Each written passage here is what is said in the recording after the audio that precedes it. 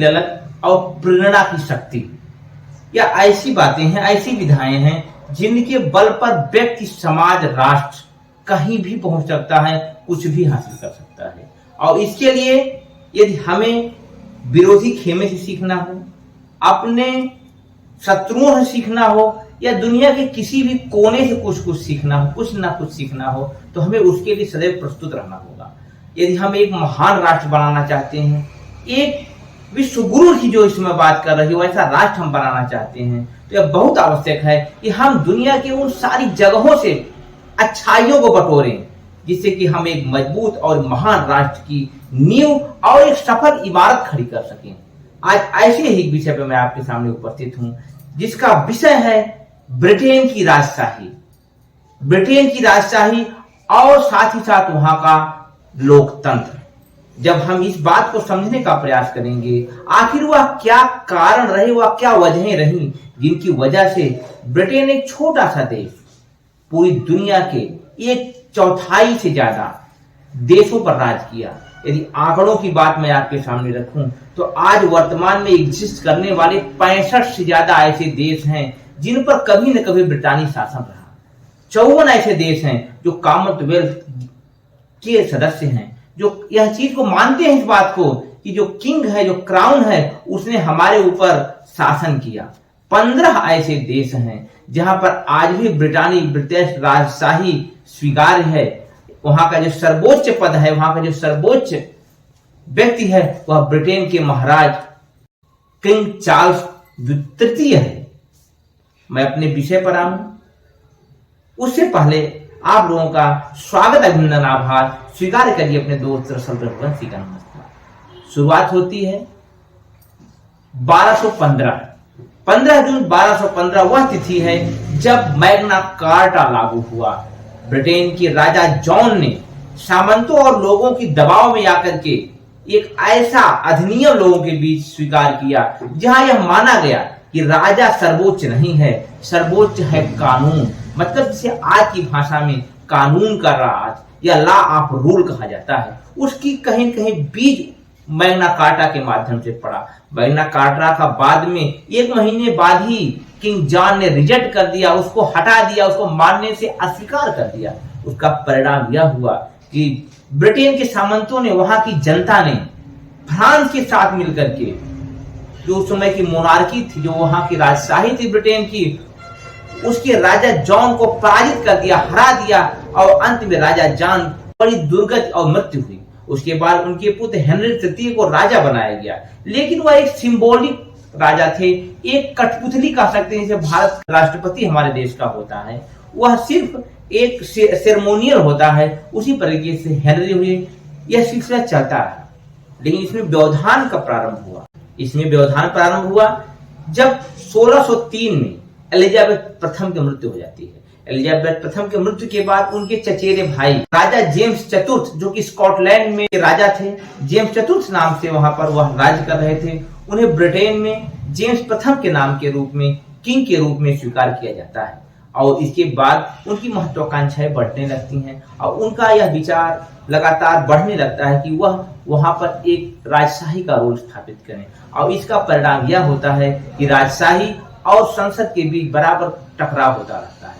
और यह टकराव 1625 में जब चार्ल्स प्रथम सत्ता में आए, वह अपने चरम पर पहुंच जाता है। कई बार, लगभग 3-4 बार किंग चार्ल्स प्रथम ने संसद को भंग कर दिया और 1642 ने सांसदों को गिरफ्तार करने का फरमान जारी कर दिया। उसका परिणाम यह हुआ कि सांसदों ने विद्रोह कर दिया और किंग चार्ल्स प्रथम के शागिर्द बकिंघम के ऊपर अभियोग चलाया गया, उन्हें सजा देने की बात की गई। लेकिन जब तक किंग चार्ल्स उनके साथ खड़े थे, उन्होंने स्वीकार किया कि जो फेलोर था, जो असफलता थी, यह एक मंत्री की नहीं थी, बकिंघम मंत्री की नहीं थी, हमारी थी। इसकी वजह से सामने आ गए चार्ल्स और संसद के बीच एक कसमकस चालू हो गया, आपस में प्रतिद्वंदता चालू हो गई और यह प्रतिद्वंदता लगातार बढ़ती गई और उन्हें युद्ध का शक्ल हासिल कर लिया। इसके बाद सांसदों ने एक सेना गठित की जिसका नेतृत्व किया ओलिवर क्रॉमवेल ने। ओलिवर क्रॉमवेल ने इस सेना का नेतृत्व करते हुए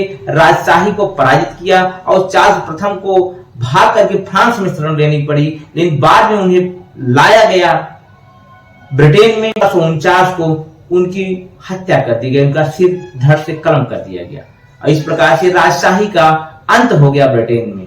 1649 के बाद वहां पर एक प्रोटेक्टर आपके रूप में सत्ता में आए ओलिवर क्रॉमवेल। उन्होंने अपनी सत्ता को आगे बढ़ाया और 1659 में उनकी 1658 में उनकी नेचुरल डेथ के बाद उनके बेटे को सत्ता मिली, लेकिन उनका बेटा अयोग्य था, उसके अंदर क्षमता नहीं थी शासन को आगे बढ़ाने की और इस प्रकार से कुछ लोगों ने, जो कि रॉयल पार्लियामेंटेरियन जिन्हें कहा जाता था, उन्होंने चार्ल्स द्वितीय को, जो कि चार्ल्स प्रथम का पुत्र था, उन्हें दोबारा राजशाही के रूप में वापस लाने का प्रयास किया और उन्हें सफलता मिली 60 में। इस प्रकार से कुछ सालों के लिए, लगभग 11 सालों के लिए मोनार्की जो कि ब्रिटेन से हटा दी गई थी, दोबारा फिर चार्ल्स प्रथम के साथ वापस आती है और चार्ल्स प्रथम के इरादे, महत्वाकांक्षाएं की तरह चार्ल्स द्वितीय के भी इरादे और महत्वाकांक्षाएं अपने आप को प्रभावशाली और ज्यादा ताकतवर बनाने के लगातार जारी रहे और उसका परिणाम यह रहा कि एक बार फिर संसद और राजा के बीच कशमकश और आपसी द्वंद्व जारी रहा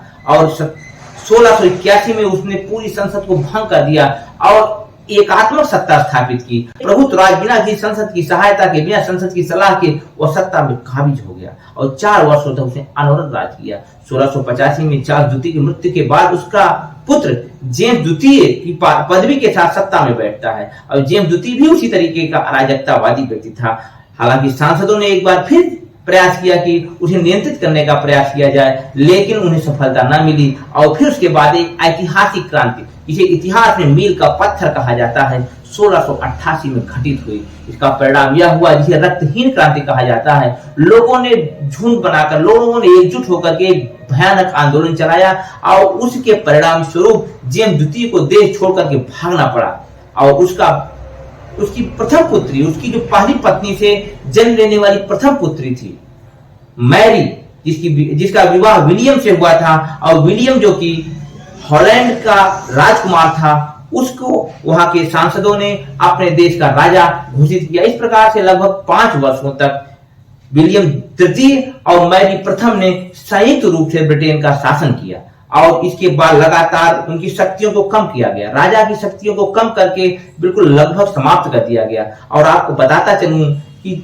जेम्स द्वितीय और जेम्स प्रथम के राजकाल के दौरान में जिस प्रकार से कैथोलिकों का प्रभाव बढ़ता गया और चार्ल्स प्रथम और चार्ल्स द्वितीय ने जिस प्रकार से राजशाही को प्रभावित करने का प्रयास किया, उससे ब्रिटेन में लोकतंत्र को मजबूती ही मिली, क्योंकि लोगों ने मैग्ना कार्टा से, जो कि 1215 में पारित हुआ था, अपने आप को ताकतवर बनाने की एक क्षमता, एक बीज उन्हें प्राप्त हो चुका था और यही प्रकाश पंच उनके लिए एक भविष्य की राह तैयार किया।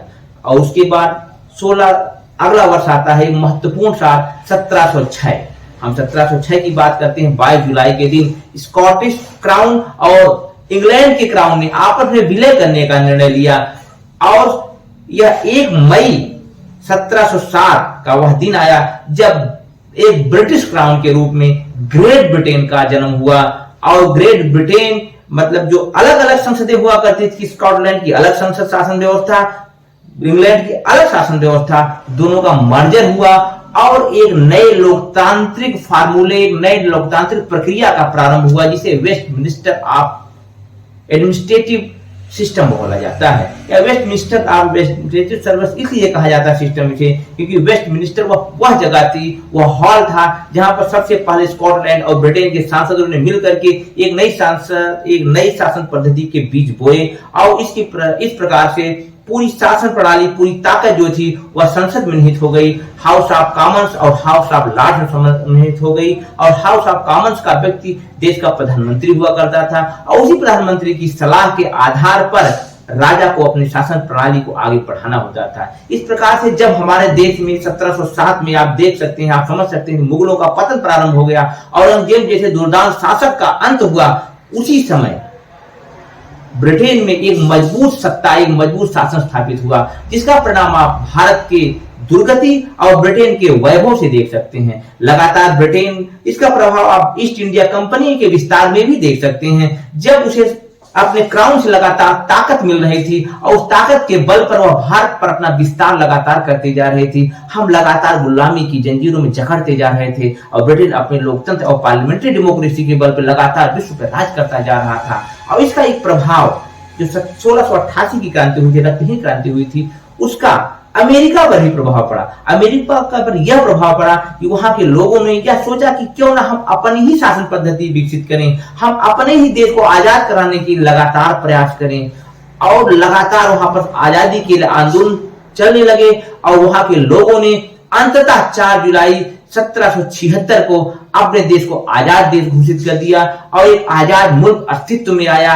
और इसी क्रांति का एक प्रभाव आप देख सकते हैं फ्रांस की क्रांति, जो कि 1789 में हुई, और उसके कारण फ्रांस एक आधुनिक देश के रूप में अपने मोनार्क को हटा करके एक आधुनिक राष्ट्र के रूप में सामने आता है। इस प्रकार से जब हमारे देश में आप देख सकते हैं एक ही समय में जब हम अपने पराभव की तरफ, आपकी प्रद्वंदता की तरफ, आपकी राजों रजवाड़ों रियासतों की लड़ाई की तरफ अपने देश को लगातार कमजोर कर रहे थे, उसी समय पश्चिमी ताकतें अपने यहाँ से जर्जर व्यवस्था को हटा करके अपने आप को मजबूत कर रही थी।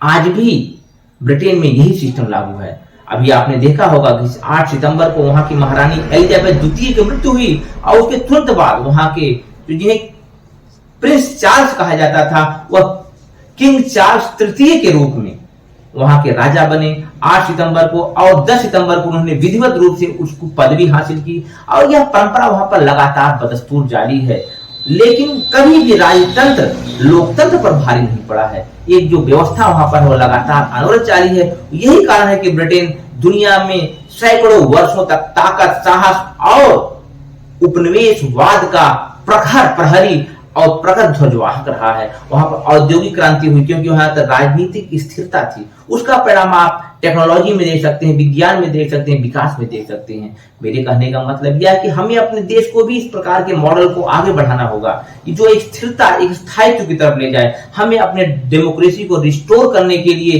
एक एक नागरिक को प्रयास करना होगा, तभी हमारे देश का जो व्यवस्था है वो मजबूत होगी। व्यक्तिवादी व्यवस्था कभी भी मजबूत नहीं होती, स्थिर नहीं हो सकती है। आप दुनिया के बड़े बड़े शासकों के माध्यम से इसको देख सकते हैं, चाहे हिटलर रहे हो, चाहे मुसोलिनी रहे हो, चाहे स्टालिन रहे हो। व्यक्तिवादी सत्ता कभी मजबूत नहीं होती है। हमेशा एक लोकतांत्रिक व्यवस्था विश्व में मजबूत है। आज अमेरिका की ताकत का सबसे बड़ी वजह यही है कि वहां की व्यवस्थाएं, वहां की संस्थाएं मजबूत है, ना कि कोई व्यक्ति या कोई विशेष संस्था मजबूत है। इस प्रकार से आपको समझना होगा कि देश को आप आगे ले जाना चाहते हैं, हमें एकजुट होकर के अपने लोकतंत्र को आगे ले जाना होगा।